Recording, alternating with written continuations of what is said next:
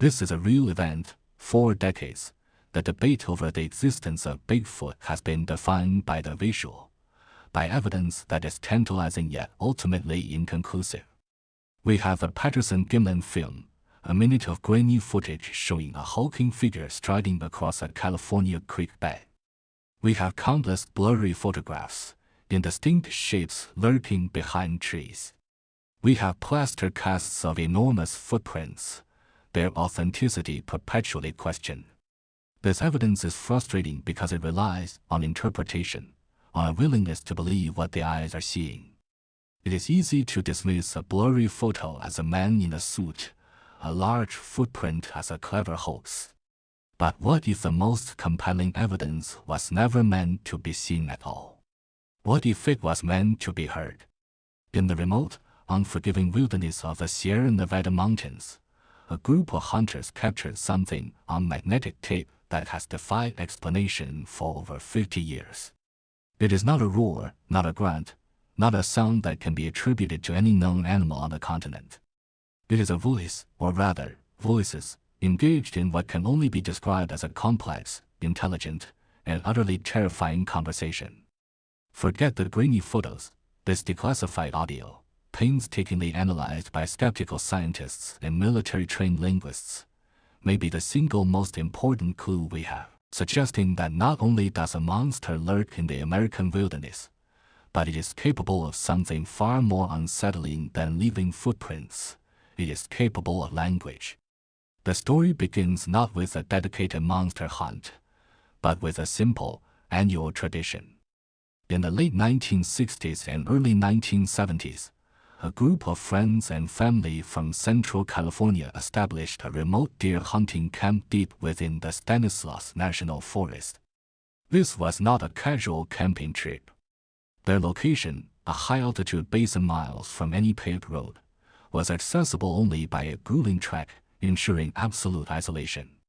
The leader of this informal group was Al Berry, a seasoned outdoorsman. He and his fellow hunters, including his friend Ron Moorhead, knew this wilderness intimately. They understood its rhythms, its dangers, and its inhabitants.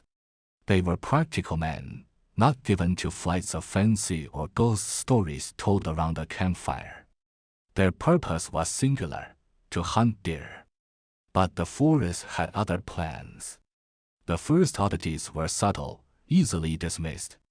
A strange sense of being watched, the kind of primal unease that raises the hair on the back of the neck for no discernible reason. Then came more tangible disturbances. Large rocks, some weighing over 20 pounds, would be hurled into their camp from the darkness of the surrounding ridges, crashing near their tents with unnerving accuracy. There were never any accompanying shouts or signs of human pranksters. There was only the whistle of a stone through the air, the violent impact, and then a profound, listening silence. They found massive, unidentifiable tracks in the soft earth, far larger than any bear and distinctly bipedal. The men were unnerved. This was their territory, a place they thought they knew. Yet something was actively and aggressively making its presence known. It was territorial behavior, but the territory was being claimed by an entity they could neither see nor identify. One evening, the true nature of their unseen visitor revealed itself. As the hunters sat around their fire, the familiar sounds of the nocturnal forest, the chirp of crickets, the rustle of small animals, the whisper of wind through the pines were abruptly shattered. From the darkness beyond the firelight, a series of whoops and moans echoed through the canyon. They were powerful, guttural sounds, imbued with a lung capacity that seemed to defy biology. This was no bear or mountain lion. The men, armed with high-powered rifles, felt a chill that had nothing to do with the mountain air. They were experienced hunters, men who could identify almost any animal called native to North America. This was alien. It sounded pained, angry, and impossibly large. This is where the story pivots from a frightening wilderness encounter to a landmark event in the annals of cryptozoology. Al Berry, being a professional sound engineer and journalist, had the foresight to bring a high-quality, reel-to-reel tape recorder with him, initially to capture the ambient sounds of the wilderness for a project. Now, it had a new, urgent purpose. On their next trip in 1971, the men were prepared. They ran a long microphone cable from the recorder inside their shelter out into the darkness, hoping to capture the sounds that had terrorized them. They did not have to wait long. The phenomena escalated. The creatures, for they were now convinced there were more than one, grew bolder. They would circle the camp at night, their heavy footfalls thudding on the forest floor just outside the circle of light. They would let out deafening whoops that seemed to shake the very ground, sometimes sounding as if they were right outside the thin walls of the cabin the men had constructed for protection. The men huddled inside, rifles at the ready, while the tape recorder faithfully documented the siege. It captured powerful, low-frequency growls, mournful moans, and piercing whistles. But then it captured something else, something that elevated the recordings from mere animal vocalizations to a genuine enigma. It became known as the samurai chatter. Amidst the chorus of whoops and growls, the microphone picked up a different kind of sound. It was a rapid, complex, and rhythmic series of clicks, pops, and guttural utterances. It was not random noise. It had cadence, inflection, and structure. It sounded, for all the world, like a conversation.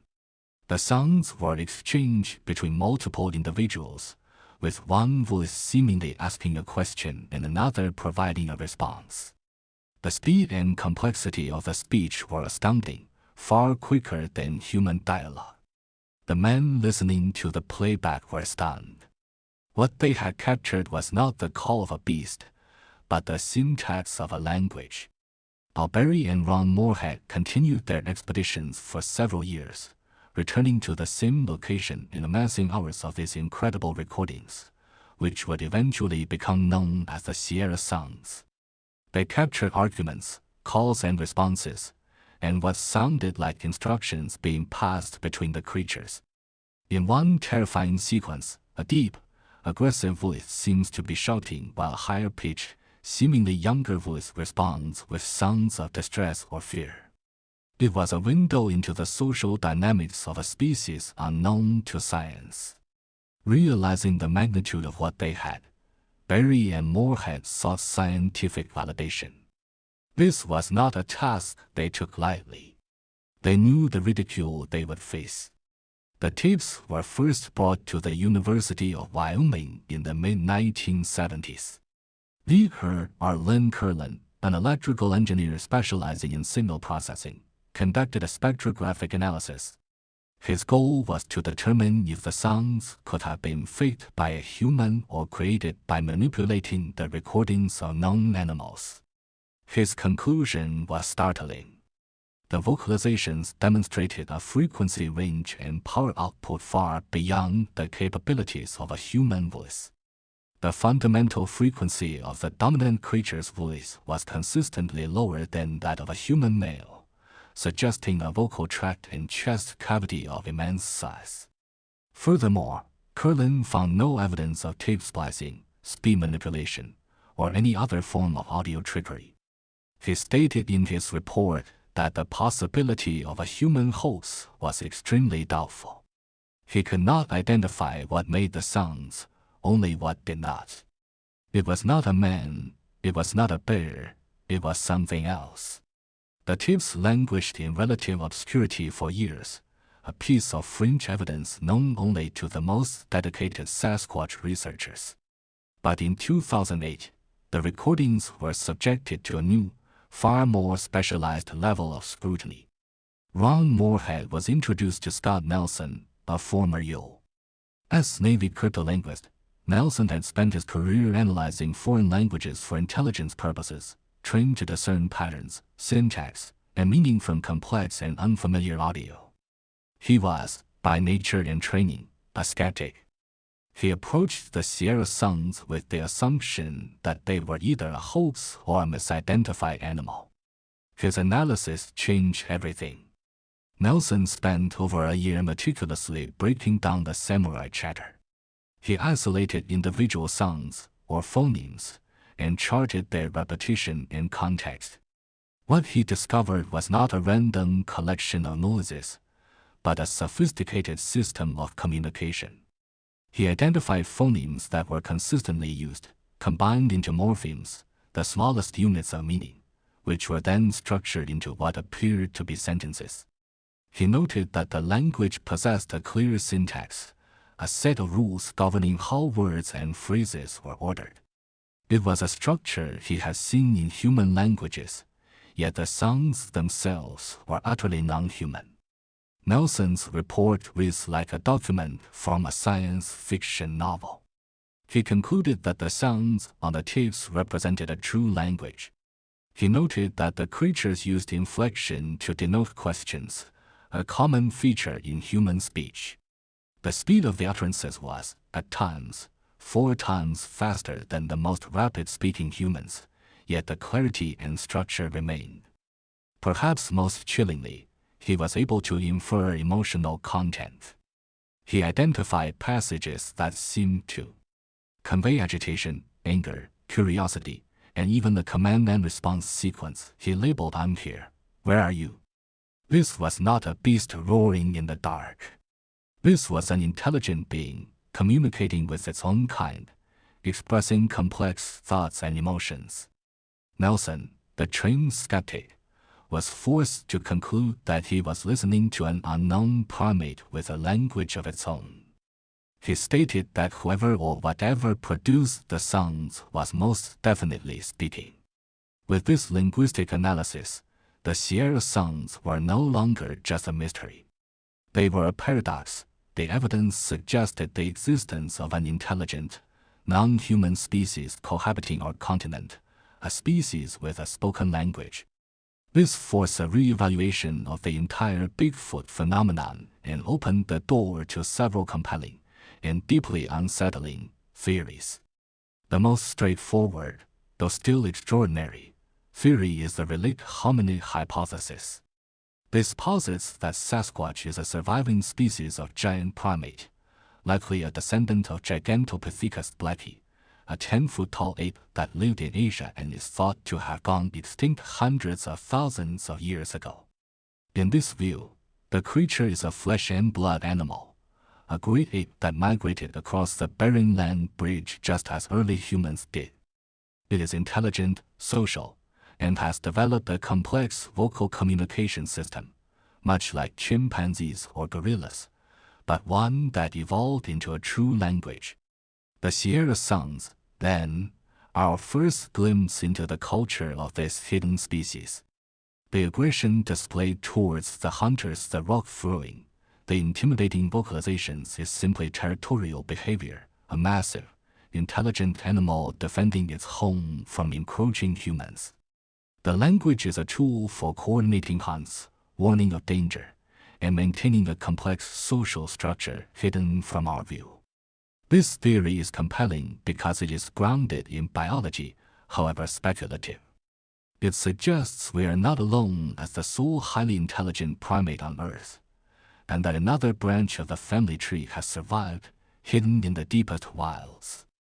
A second, more unnerving theory delves into the physics of the sounds themselves, the infrasound hypothesis. Infrasound refers to low-frequency sound waves below the range of normal human hearing, typically under 20 Hz. While we cannot consciously hear it, infrasound can have profound physiological and psychological effects. It can cause feelings of unease, anxiety, extreme dread, and paranoia. It can also produce physical sensations like pressure on the chest and vibrations in the internal organs. Researchers have noted that many Bigfoot sightings are preceded by a sudden, inexplicable feeling of terror or being watched, symptoms that align perfectly with exposure to infrasound. This theory suggests that Sasquatch may have the ability to produce infrasound as a defense mechanism or a hunting tool. The deep, guttural growls captured on the Sierra tapes have frequencies that border on this infrasonic range. The Creature could potentially project a wave of low-frequency sound to disorient intruders or prey, inducing a state of panic and confusion before it is ever seen. This would explain why witnesses often feel paralyzed by fear and why encounters are so often fleeting and disorienting. The creature isn't just big and strong. It possesses a biological weapon that attacks the human mind directly, a silent roar that instills terror before the audible one begins. The samurai chatter might be the communication we can hear, while a whole other layer of conversation and intimidation is happening on a frequency we can only feel. Then there are the theories that leave the realm of conventional science behind entirely. Faced with the stark contradiction of decades of sightings and audio evidence versus a near-total lack of physical proof, no bodies, no bones, no definitive DNA, some researchers have been forced to consider more esoteric possibilities. One such idea is the interdimensional or quantum hypothesis. This theory proposes that Sasquatch is not a creature that simply lives in our forests in the conventional sense. Instead, it may be a being that exists in a parallel dimension or a state of quantum superposition, able to phase in and out of our perceived reality. This would explain its legendary elusiveness. It isn't hiding behind a tree.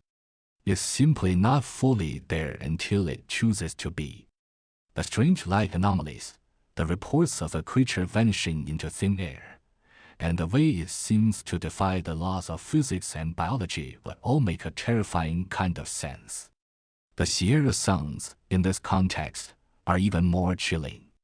Are they the sounds of a creature calling to another inner world? Or is the language a form of vibrational communication that transcends dimensions? Is the sound a byproduct of its physical manifestation in our reality? The tearing of some unseen fabric between worlds? This theory transforms Bigfoot from a hidden animal into a true paranormal entity, a visitor from a reality that brushes up against our own in the lonely places of the world. Is language a message from somewhere beyond? A final, more philosophical theory casts the creature in a different light entirely, not as a monster or an animal, but as a guardian. This is the idea of Sasquatch as a guardian of the wilderness, a highly intelligent and perhaps ancient entity whose purpose is to protect the wild places from human destruction. Its elusiveness is a deliberate choice, a way to observe without being captured or cataloged by a species it views as destructive. In this framework, the events at the Sierra camp were not a random attack, but a deliberate message. The rock-throwing and intimidating woods were a clear and unambiguous warning: you are intruders. You are not welcome here. The complex language captured on tape was not just chatter. It was a council of war, a debate among sentient beings on how to deal with the human incursion. This theory imbues the creature with motive, intelligence, and an agenda. It is not a dumb beast, it is a protector, and its actions are a response to our own.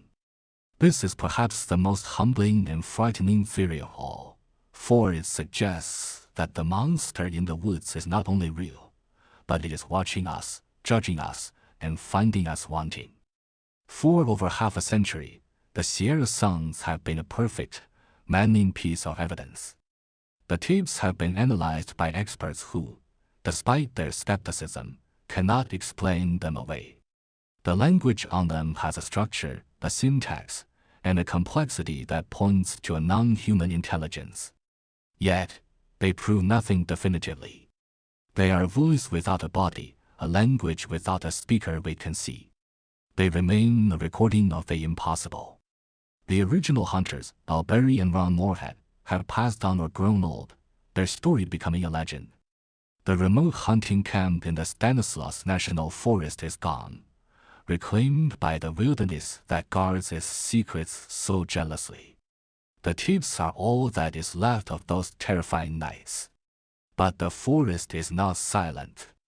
In recent years, with the proliferation of high-fidelity, portable recording devices, hikers and researchers venturing into the deep woods of North America continue to capture strange vocalizations. They record eerie woods in the Pacific Northwest, guttural moans in the swamplands of the South, and rhythmic, chattering sounds in the Appalachian Mountains. The sounds are not identical to the Sierra recordings, but they are unnervingly similar. They have different tones, different cadences, different inflections like regional dialects of the same root language. It seems the conversation that El Berry and Ron Moorhead stumbled upon 50 years ago never actually ended. It has only continued, evolving, spreading across the continent, a vast, hidden network of communication just beyond our understanding. The sounds on the Sierra tapes were a dictionary of a few words, but the language itself is still being spoken, every night, in the dark places where we dare not go. The question is no longer just who, or what, was speaking in the mountains that night. The question is, what are they talking about now?